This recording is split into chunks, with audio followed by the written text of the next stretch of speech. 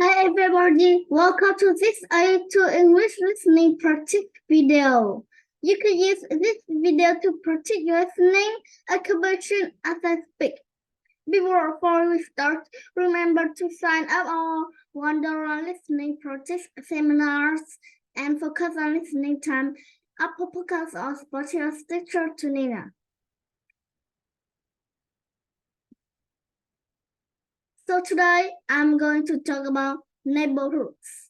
I think this is an interesting topic because neighborhoods look and function differently in different countries. Especially, I want to talk about American neighborhoods. And even more especially, I want to focus on residential neighborhoods such as the suburbs. In the US, I would say that most people have to go to eventually live in a house in a residential neighborhood. Sure, some people prefer living in apartments in the city, but I still think that most people still want to buy a house someday when they have enough money. So living in a house in a suburb is very common in the US. I spent my whole childhood living in residential areas in Southern California, so I have a lot of experience in these types of neighborhoods. So what are some of the distinct elements of American neighborhoods? First of all, there's a pretty distinct American style of houses. Of course, our houses often have triangular roofs.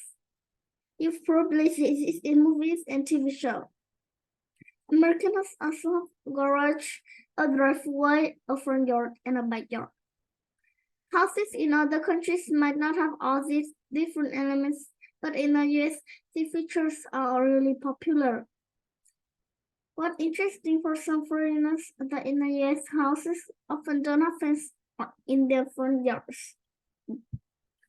This means that when you're in your front yard, you can easily see and interact with your neighbors.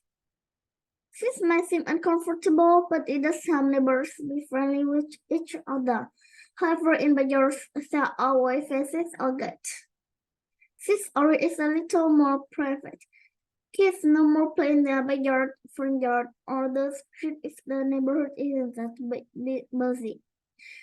Typical residential neighborhoods are pretty safe in the US, so kids can play outside without present worry. But parents do need to keep an eye on the kids just to be safe. For kids, it's really common to make friends with the other kids in the neighborhood. I remember when I was growing up that I always play with my neighbors. I actually became good friends with them. In other countries, it's common to see children playing soccer in the street in different neighborhoods. But in the US, it's more common to see kids playing other sports or games. Now let's talk about a little bit about being a good neighbor.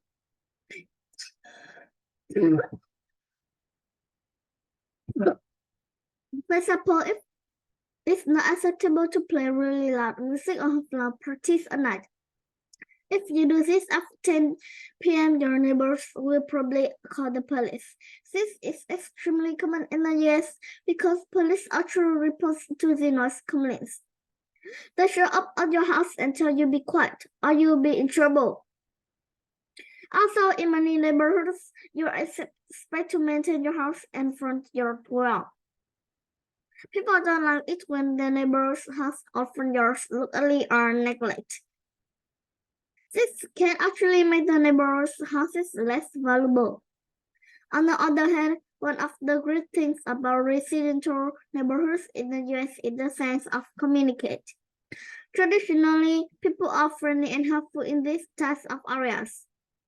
For example, if you move a suburb, it's very common for your neighbors to bring you over some homemade food and welcome you to their neighborhood. Also, people help each other out in the neighborhoods.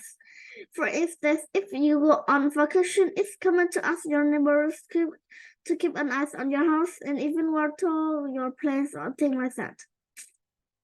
The sense of community is definitely a big positive of living in residential neighborhoods in the US.